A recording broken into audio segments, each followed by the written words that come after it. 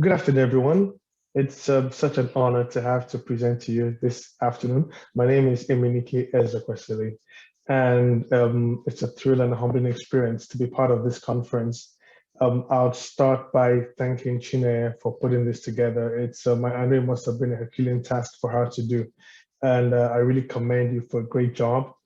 And humbling as it is, to be part of a seasoned panel of speakers who have proven themselves and honed their skills in the industry. It's a humbling experience to be selected to be part of this team. Some of them I know as friends, personal friends. Some I've known for as much as 20 years. And it's great to be here to be part of this. I think layering upon that is the privilege I have of, setting the tone for this conference. Being the first speaker, I realize I have a responsibility to define certain things and set the tone for this. So it's a humbling experience. I must say, unfortunately, that I can't be with you live due to some scheduling conflicts. So I've had to record this and send it in to be presented. And I know that in the course of this, questions would arise. So I'd like to ask that if you have any questions, I'm sure Chineye would share my email with you. So and I'm happy to answer all the questions you have. And just to remind us of the goal of this, the goal of this is to upskill us, in being better and seasoned professional salespeople. So I'm hoping, and I'm sure the expectation is the same for you, that at the end of this conference, we'll be better equipped, better knowledgeable, and better positioned to be successful as salespeople in the industry. So over the next, say, 45 to 50 minutes, we'll be going through effective sales conversations for salespeople. It's be in three parts. The first will be around, understanding sales terminologies. The second will be around the different types of sales calls, and then we'll look at appropriate conversations, and I mean especially sales conversations. So let's go on. So I think on the first, we'll look at a few sales terminologies. I'll try to not just define them, but also provide some context for them, so we have a better understanding of them, if you don't mind. Great. So the first on our list is, and I think that's what we all circle around, who is the customer? It's all about the customer, and the customer is anyone who can influence the purchasing or ordering and use or recommendation or prescription of your product or service. And it's amazing how by default we think about the healthcare provider, the doctor, the pharmacist, the nurse, or the case may be. But the customer, thinking about the level of influence they have, can be the patient or the caregiver, who has to directly use that product or who has to care for the ones that use the product. And so in our thinking of who the customer is, we're not just limited. And I know for some of our specific roles, for ethical reasons, we don't engage with patients. But in thinking about the customer, realize the influence you can have over the patient. And in shaping our conversations with the healthcare providers themselves or the customers themselves, we should think beyond them to those who will directly use those medications that we're offering. Secondly is the product or service. Now, that is anything you or your company offers that provides some form of value to meet the customer's need, but at the same time, provides a return in value to you or your organization, either financially or otherwise. And with otherwise, one other return on value is goodwill. Now, we could sell a product, Coca-Cola, right? So when a person pays for Coca-Cola, they're getting value from Coca-Cola, the refreshing feel, but at the same time, they're paying money in return for it. So the customer gets Coca-Cola, the user, the consumer gets, Coca-Cola gets money. Now, however, there is also goodwill, where for some of us and for the companies we work for, we do certain things for which we might not get monetary value back, right? But we get access, we get leverage, we get relationships, which we can build on in the future to benefit the company. There are certain services some of our companies offer, which nobody pays for. But in return, we get a customer appeal, which is a currency by itself. Because I'm sure we all know goodwill is a currency. So that's that. Moving on. A sales call. Now, a sales call is, and I want to spend a bit of time on this. A sales call is any conversation with the customer, between a salesperson and a customer, with the goal of getting the customer to connect with the brand in some form.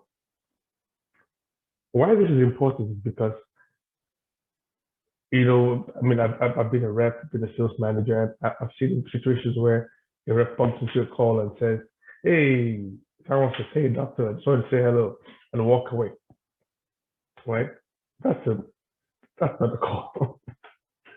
A call is a conversation between a salesperson and a customer with a goal.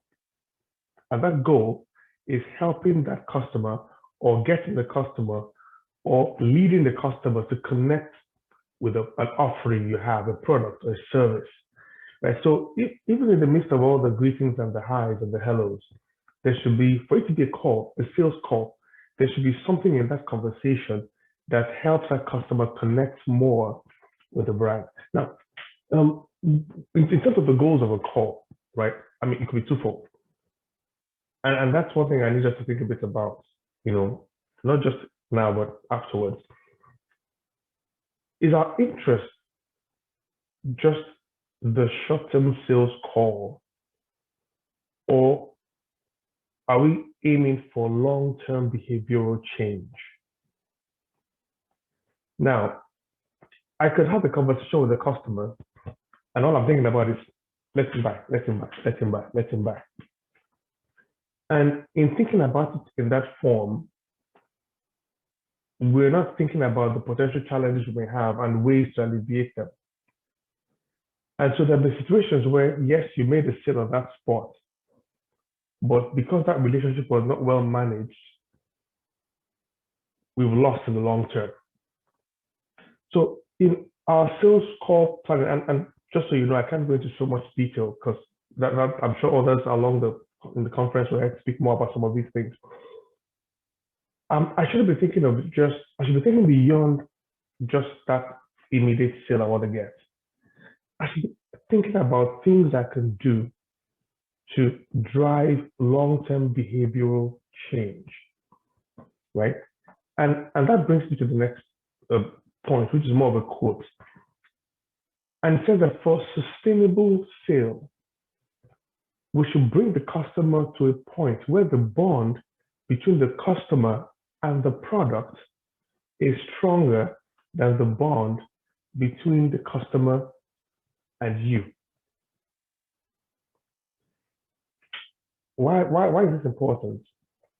The salespeople I've met over the years who have driven great sales results, but built upon their personality, not the product. Either because they are liked, or either because, they have swag, or either because they have certain connections or certain benefits they offer the patient or the customer. It could be even some family relationship. It could be certain leverages which the customer has benefited from. Now, the challenge with that is, and this happens all the time, where if a rep or a salesperson is moved out of that territory or region, sales of that product declines. Because what was driving the sale wasn't building the relationship between the customer and the brand, but it was more leveraging the relationship between the customer and the rep. And that's not safe, right? I hope I'm not being too judgmental because of this conversation. But see, I think it's important I call out some of these things because I've seen them make or mar businesses over the years in sales, right? So what we should be thinking about is how do we get this customer to connect with this brand in such a way that even after I'm gone, that sale can continue. The carryover effect of what I've done can sustain way beyond after I've gone. Now, that's a good salesman. That's a good salesperson. And so the next I'll talk about is the sales funnel, because you see, we understand who the customer is. We understand what the product is. We understand that the conversation should happen between the sales rep and the customer to drive the bond between the customer and the product or the service. It's also good to understand the sales funnel because it gives us a picture of what that customer goes through as they decide to bond with the brand. And there are many scenarios to this. There are many, to the 5 points, 7 points, but I think I prefer the simple approach, which looks at 4 key points the customer gets to in deciding to connect to the brand. The first is an awareness. So from your first conversation, the customer gets to know about the brand, right? Now, sometimes it happens that all 4 steps happen in the same sales call. Fantastic. Sometimes it may not be the case. Sometimes it may take 2, 3, 4, for some even more calls, depending on the scale of the salesman, the personality of the customer, as well as the complexity of the brand, to determine the speed of this. So I'm not interested in the speed.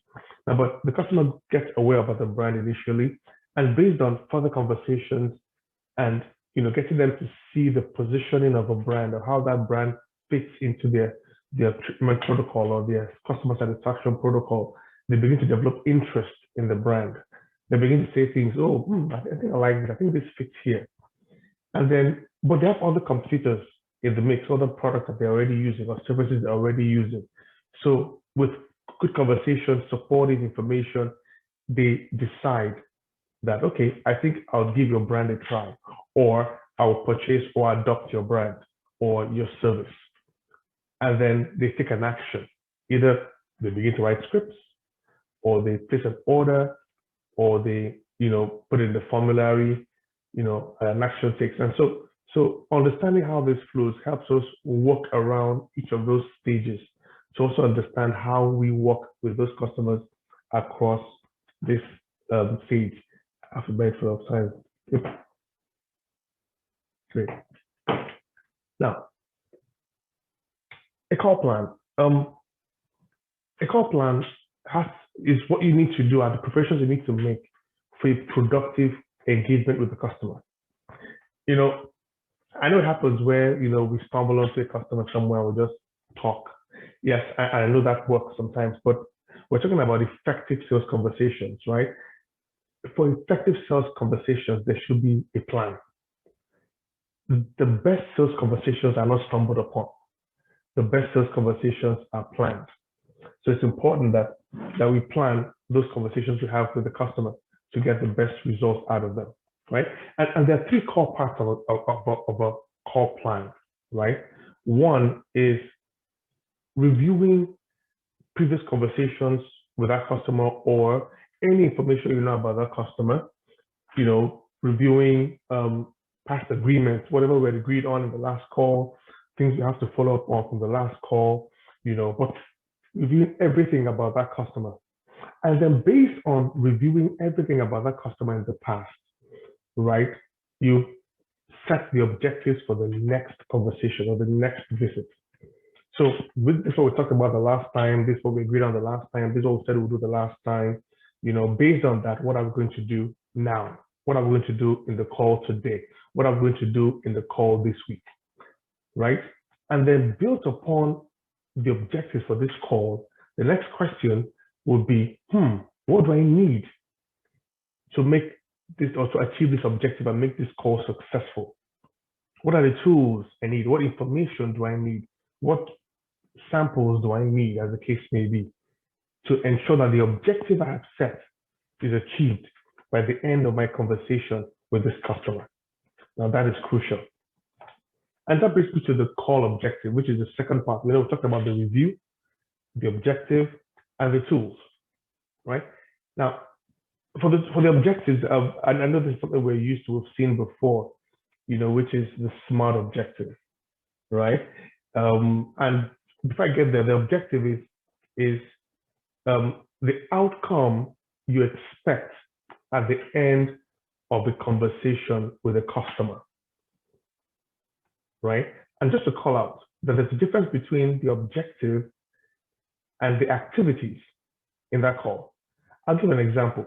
An objective could be to get the customer to identify 5 new patients for product X in the course of the clinic today, or over the next 1 week, or over the next 1 month, right? That's an objective. The activities are things like, give them a sample, share clinical paper, address concerns on price, hypothetically, help, clarify to them where patients can access the product or service.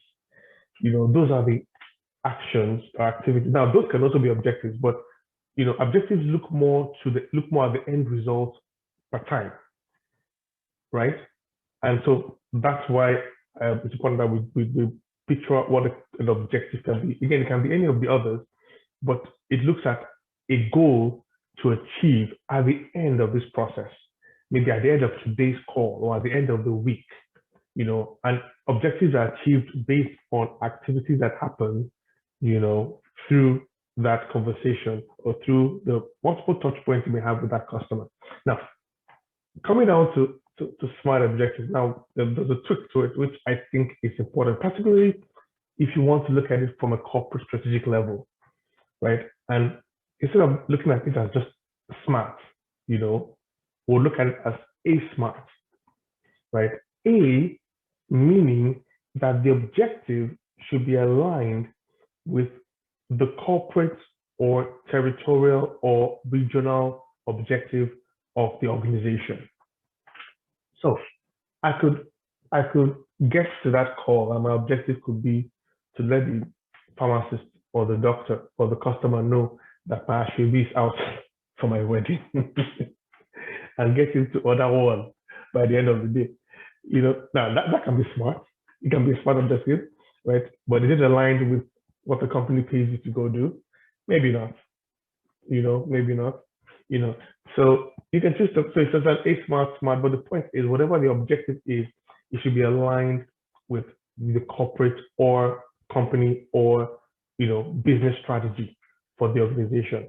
Now the S, and I'm sure we know what SMART means. S refers to it being specific, which means you can define when you've achieved it. It's not vague.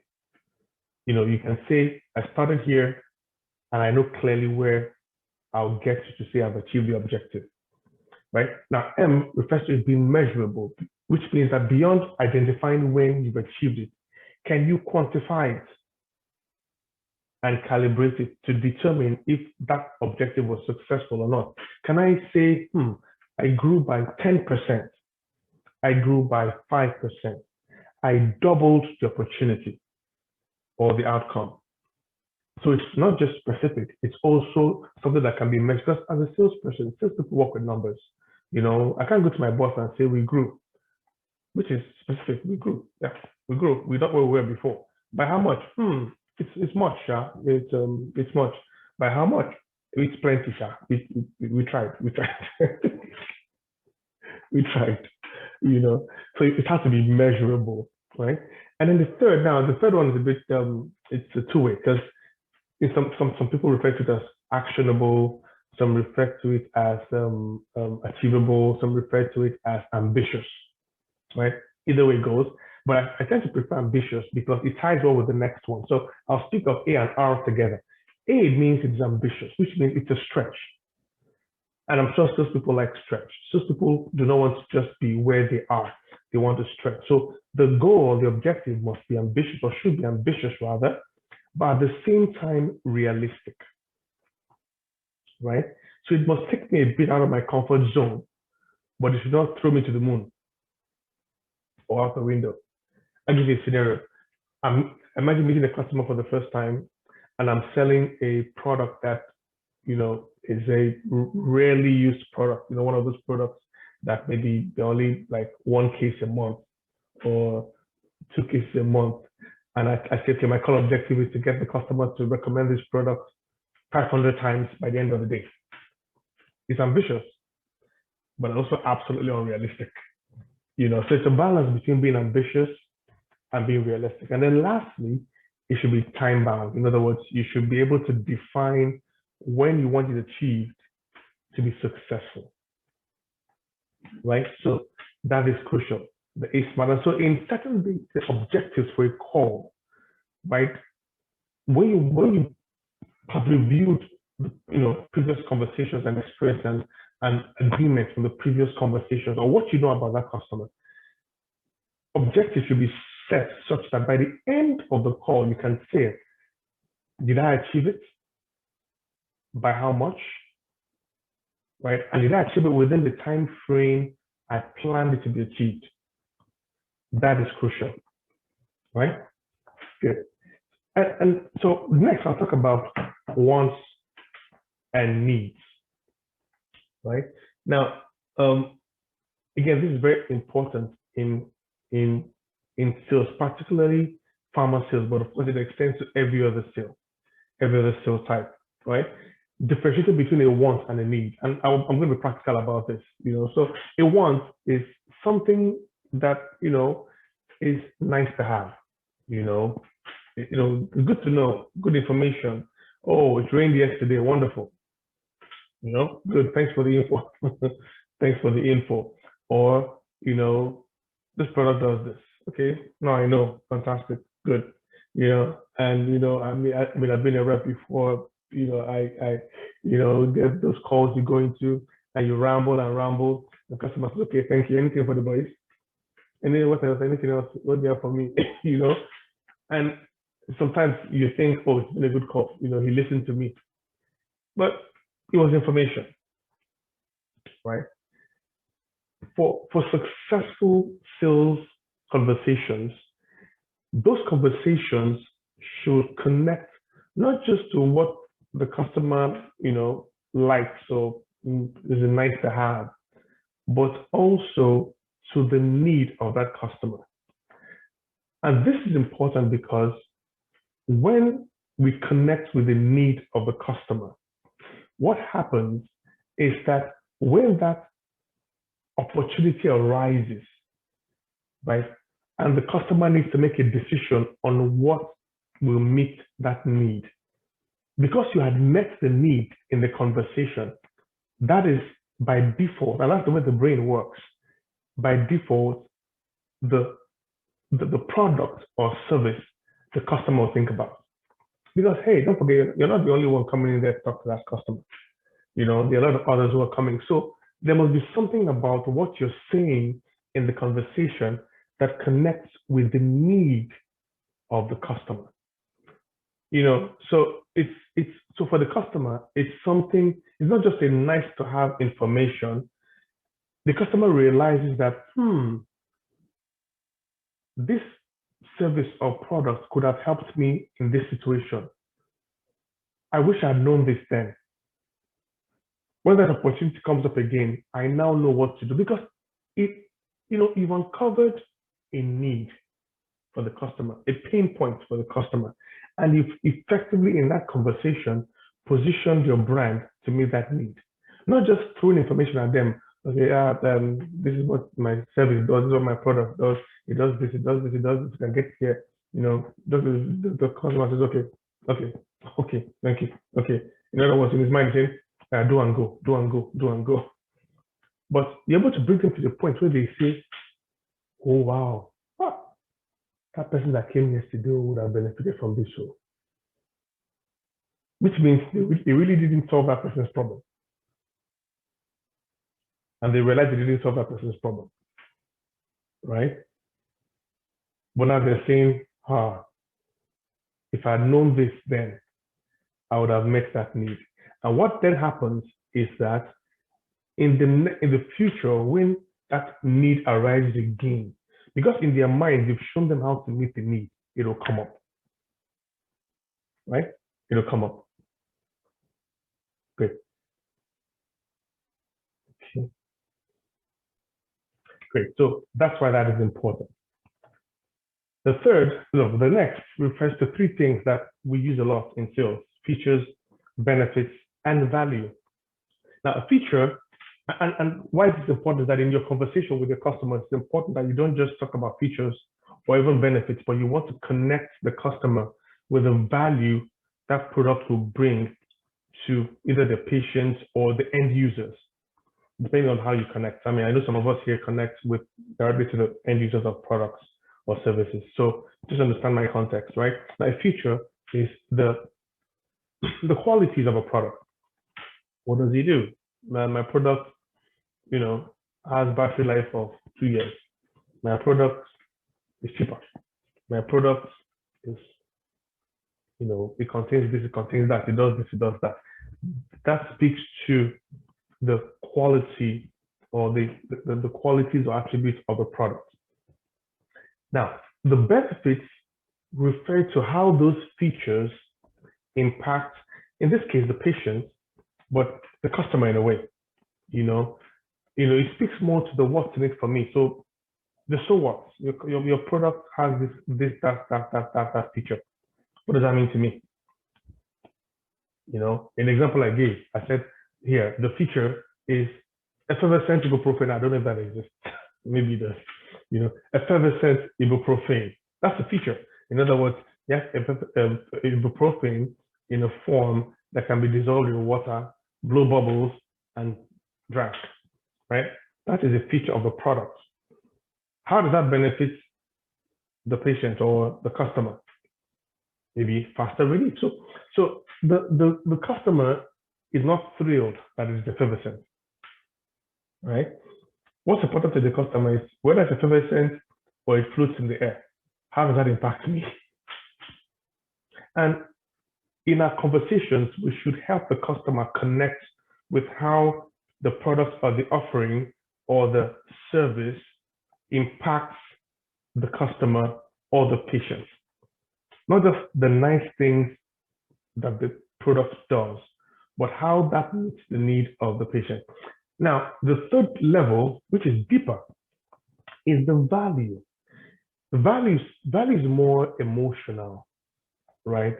It speaks more to the actual motivation for which the customer wants the product. Now, the customer, like I said, is not thrilled that it's 7% ibuprofen. The customer likes the fact that it's fast acting, but really, what is the customer looking for? The customer is looking to feel better faster. Not just that it's fast acting, it can act fast, that's good news. But how does it meet my specific needs? That something acts faster may not be my need. Maybe I want something that will act longer, right? And maybe not faster. But you see, it's important that in that conversation, we're able to connect not just to the feature or benefit, but to the intrinsic need or the deep emotional need of that patient or that customer. The reason why that customer came in to get the product, right? The customer may have come in and said, I want a 5% ibuprofen. But what they're really saying is, I want to feel better faster. That's really what they're saying. And so in their mind, they know, okay, I want to feel better faster. That means I need a fast-acting medication. That means I need effervescent ibuprofen. So they ask for effervescent ibuprofen. So you, who is the salesperson, should not think that the feature is the key thing. Think about the benefits. But beyond that, ask ourselves, what really is the deep need of that customer? And so in having those conversations with the customer, I'm speaking more to those deep needs rather than just, the feature or the benefit, right? And why it's important, you touch the heart of the customer when you speak in that way. You get him or her to go, because you've touched them. You've called up the real need. And so they can connect easily. And like I said in the previous slide, it's when we touch the need of the customer, we create a stronger bond between that customer and the product, a bond that will outlast the salesman, a bond that long after the salesman is gone, the effect of what he or she has done is still felt. It's still carried over, right? And I throw this in, just particularly for those of us here who will be involved in recruiting, and that's around the concept of the hunter and the farmers. I'm sure some of us will know about it, but this speaks more to the kind of person who takes on a role because of the kind of role it is. Now, hunters are those who like to, look for new opportunities. Yes, by nature, hunter salespeople get bored easily. They want new challenge. They want new thrill. They don't take no for an answer. They can run independently. And so if you're looking to recruit somebody who, and I've learned this as somebody who has recruited reps for years, if you're looking at, expanding to a new territory, new region, or you're launching a new product into new space, into white space, where, there's still some unknowns, right? You want to get someone like a hunter, someone who likes to hunt, who likes the thrill of new acquisitions and new victories. And then you have the farmers. The farmers basically like to nurture and grow existing relationships. If you want to maintain a business, if you want to make sure the business does not go down, an existing business, you want to get someone who's like a farmer. I just threw that in there, just in case it may help somebody. Good. So let's move on to the second part of this, right? And that's looking at the different types of sales calls. And there are basically three. There are the prospecting calls, the selling calls, and the follow-up calls. Now, the prospecting calls speak to those conversations with the purpose of trying to identify new high potential customers that can use our product or service. It's more connecting with new people, finding them out, getting to check or measure or quantify if these customers are high potential. So it's more at the beginning of the funnel, top of the funnel, trying to get new customers, new acquisitions, trying to segment them to know, okay, do we progress with these ones or do we drop them? But at the same time, trying to convince them to bond with the product, to begin to connect with the product.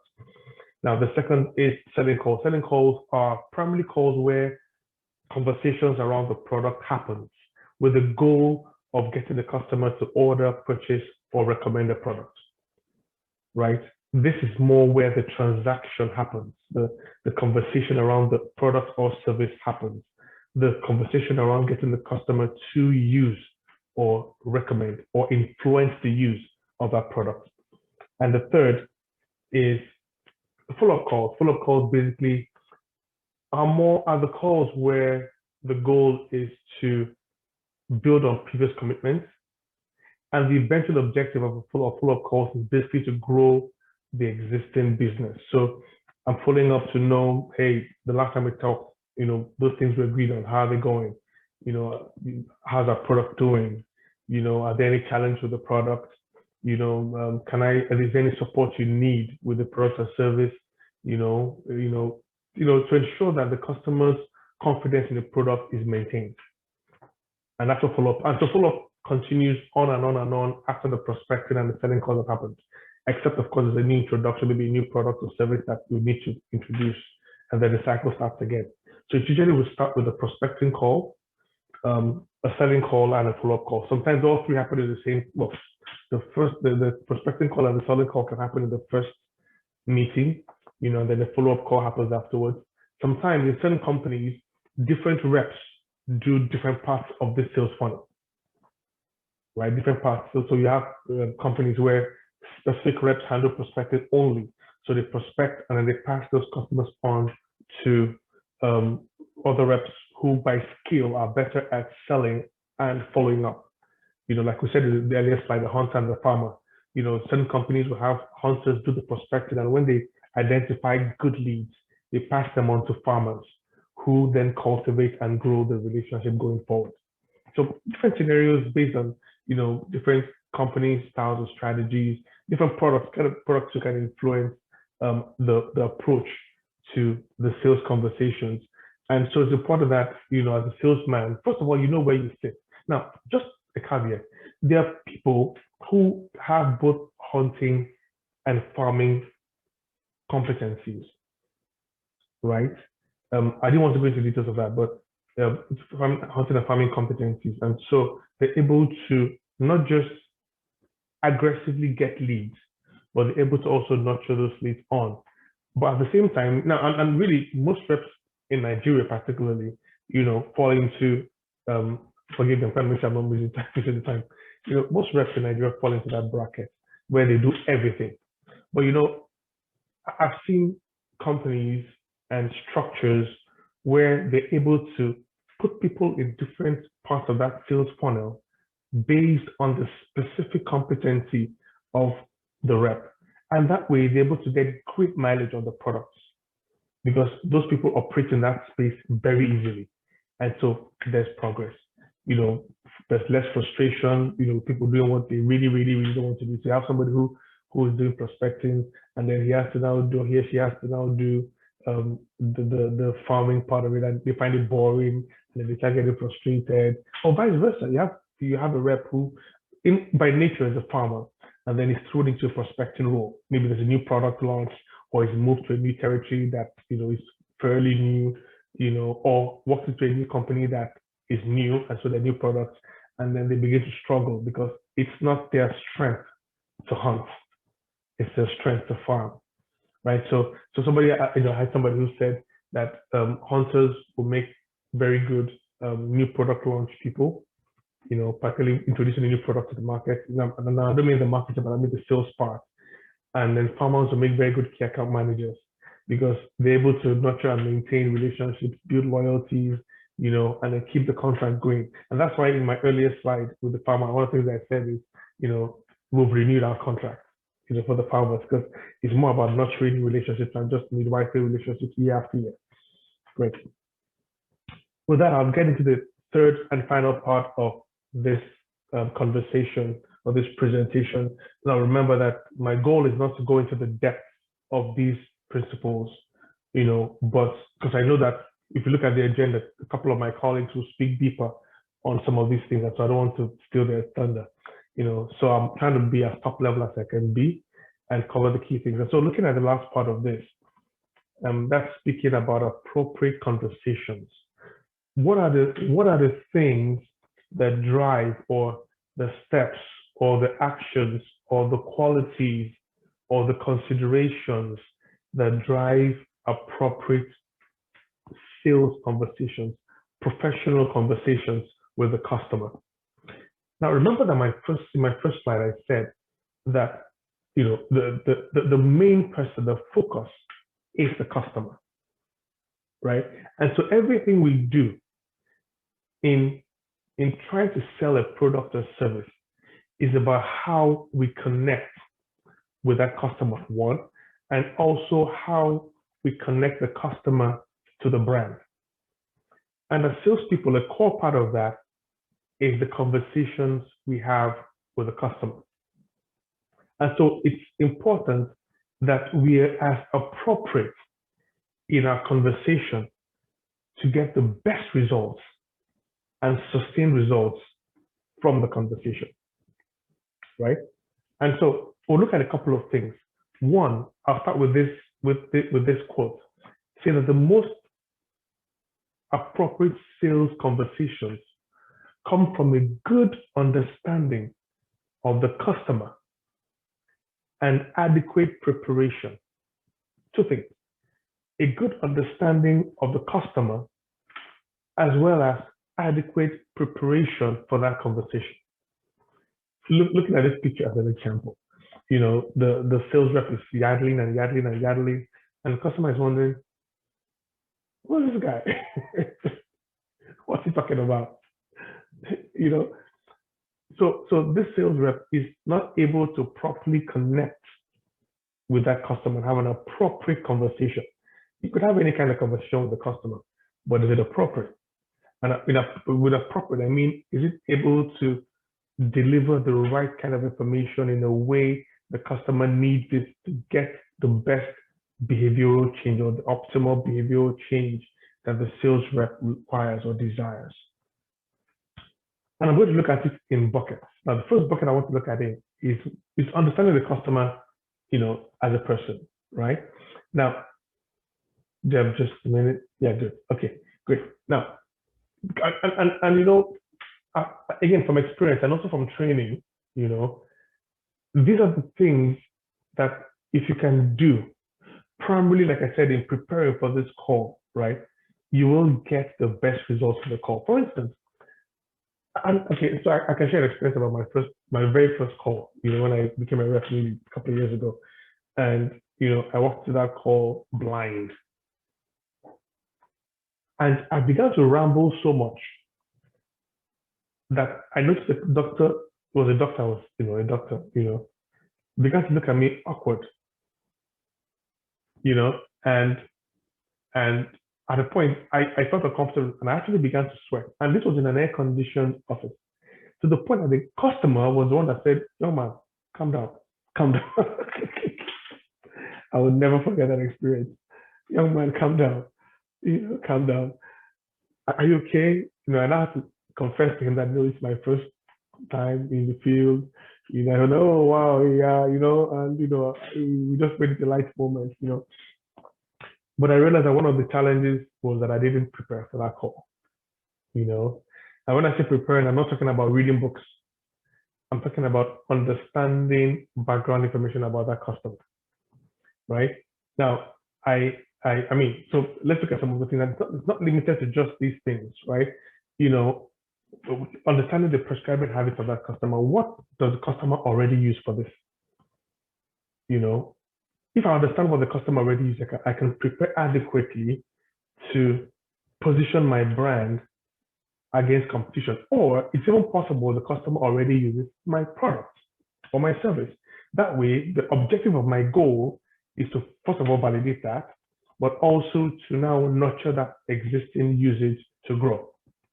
But if I walk into that call blindly without understanding what the customer already does, I will spend time trying to understand it first. But and I can struggle.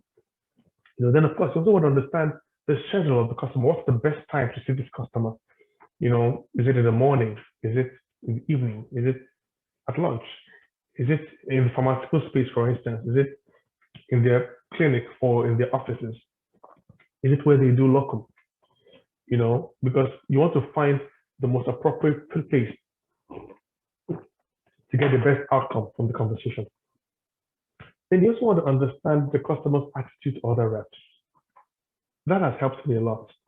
When you have a customer and they understand, or the customer, you understand their approach to other reps, it helps you, prepare yourself to connect with that customer. If it's good, beautiful. If it's not the best, you want to properly position yourself to get the best out of the conversation. And even prepare yourself psychologically, because sometimes when you enter a conversation and the person throws you off and it destabilizes the rep and the rep is not able to get themselves back together, So once you understand the customer's attitude to other reps, it helps a lot. Then you also want to understand the customer's patient load. And now this is speaking around the pharmaceutical space, the medical space. And that will help you guide how much time you want to spend in that conversation. Where the customer is very busy, you want to go straight to the point, hit your point, and get out of there. And then you want to understand the customer's interests.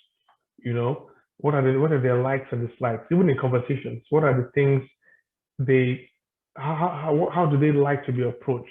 How sometimes, and don't get me wrong, you mustn't have all this information to connect, just for context, right?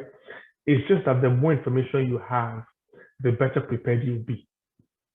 There's sometimes you will have to go blind, particularly if it's a prospecting role. To a good extent, you may have to go blind, right? But if you can get as much information as you can, it's better for you. So back to interest. Sometimes it could just be sports. That could be a connector. That could be an icebreaker. You get to know this customer as an Arsenal fan, or a Liverpool fan, or a Man U fan, and then you're able to. Now, I'm not saying walking out and say, "Hey, up Arsenal." No. No. But a skilled rep is also able to leverage the interest of that customer to break walls and ease the conversation, right? And then you also understand competitor affiliations. Is this customer a key opinion leader for a competitor brand? Is this customer have they been sponsored by a competitor? Are they strongly affiliated with the customer? Another one is their background, their education.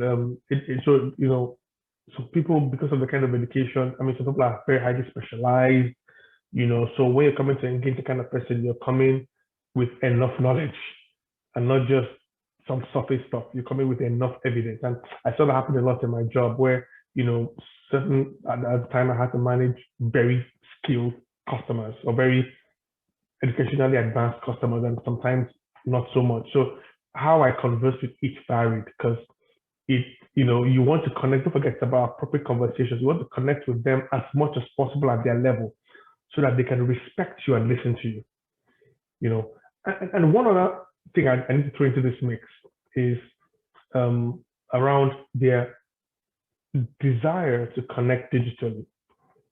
Some customers don't want to connect digitally, right? And so telling the customer, can I send you an email to read? Don't waste your time. And vice versa, or you want to talk about, you want to have a conversation via Zoom or Skype. Somebody tells me, I don't know what Zoom is, and I'm still talking about that, some people, one other thing you want to ask, look at this, is the person old school or new school? Some people are stuck with old products, right? So for instance, you have a new product to sell. You want to find out the person's inclination towards products. Some people are old school. And so in going to engage the kind of person, you want to be very ready and equipped to have the appropriate conversation to create a mind shift, right? So your materials, your clinical evidence, and things like that to support that. Again, I don't want to go into specifics about the conversation itself, because the conversation itself will vary based on scenarios. So what I'm doing is giving principles to guide those decisions we make. So these basically talk about the person as a whole, which in approaching that customer, you're able to talk to them as someone who knows them. You're able to talk to them in a way they can connect to about products they know and, leveraging methods and information you've gathered, and the customer feels comfortable because what goes through their mind is, this person understands me. This rep understands me. Now, remember, your plan is to ship them over to your brand, but you bring them to a place where that conversation can happen. Good. Now, the next is about the customer's communication style. Now, there are many approaches, there are many, grids around this, 5 styles, 4 styles, different names, but I've chosen again to approach it from a simple perspective. And that's looking at 4 kinds of customers: the expressive customers, the drivers, the analytical customers, and the amiable customers. Now, I'll pick one by one. The drivers are those customers that are very result oriented. They don't have time. I want what works. I want what works. I don't have time for plenty, just straight to the point. I want to be sure what I'm doing. I want to be confident that if I do this, I'll get this result. And when engaging with this kind of person, you don't have to beat about the bush, right? Just present your facts. This is my now, of course, you're uncovering the need. Like we talked about earlier, wants and need. You're uncovering the need, but in positioning the benefits of or the value of your product or service, straight to the point. This is the percentage increase you get from my product or my service. This is the amount of time you save with my product or my service. This is the steps you need to take to get the best results from my product.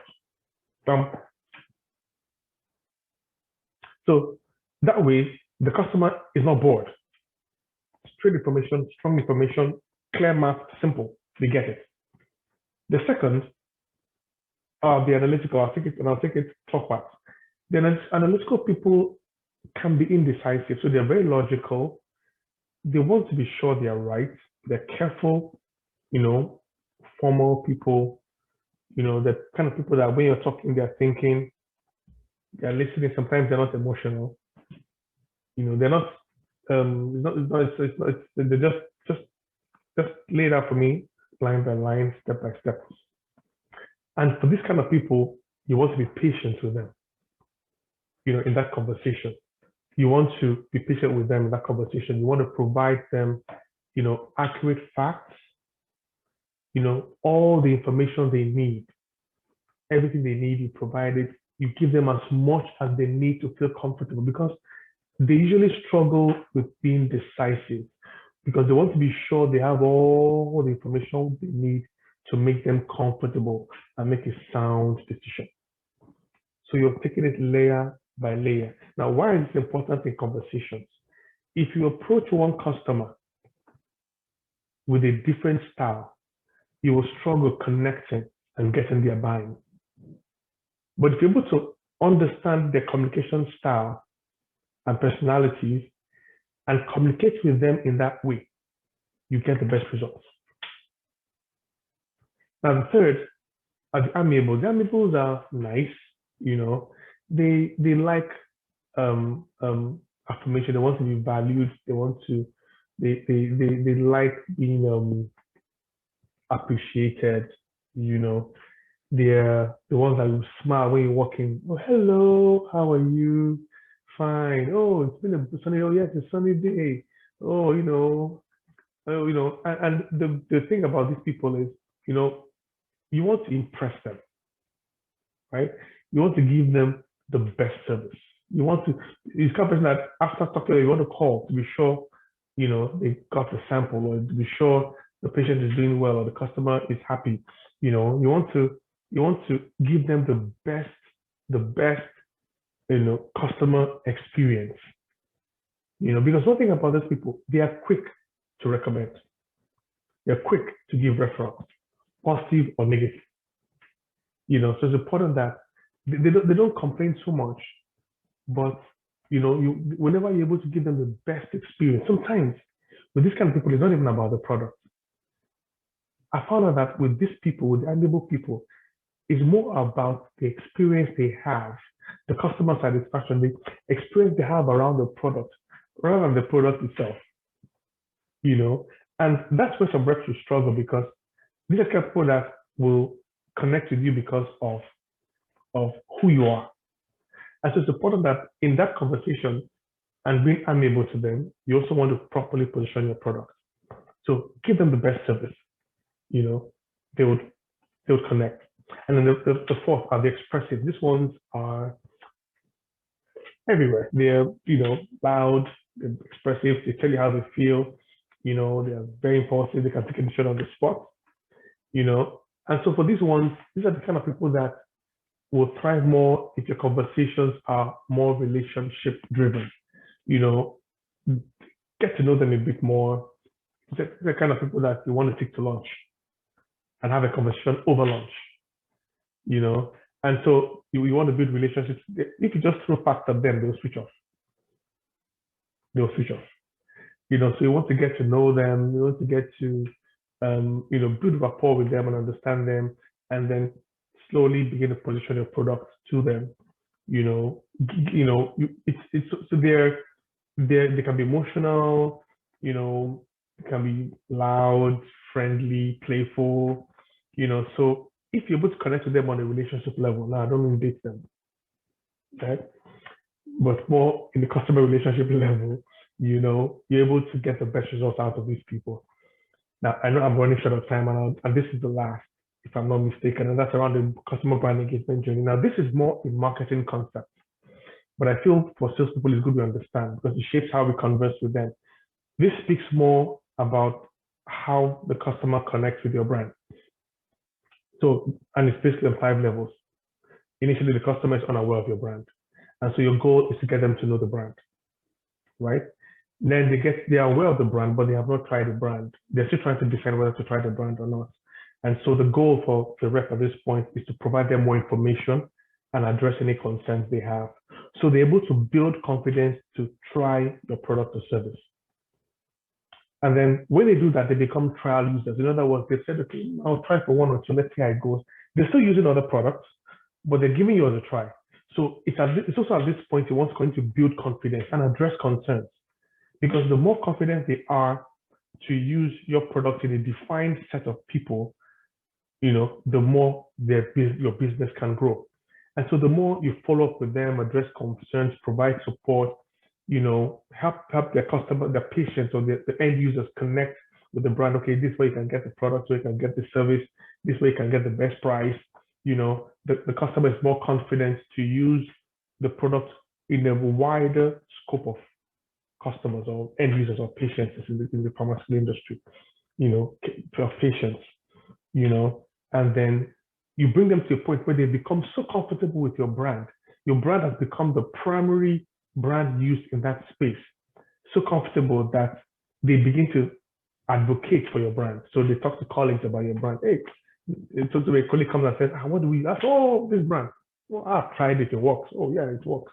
These are the kind of people that you want to bring as speakers in your conferences or in your meetings, because they not only have considered your brand as top choice, they're also bold enough to speak and defend your brand. And so for each of these levels, the conversation differs. Have you ever been in a situation where a customer said, but we discussed that the last time we came?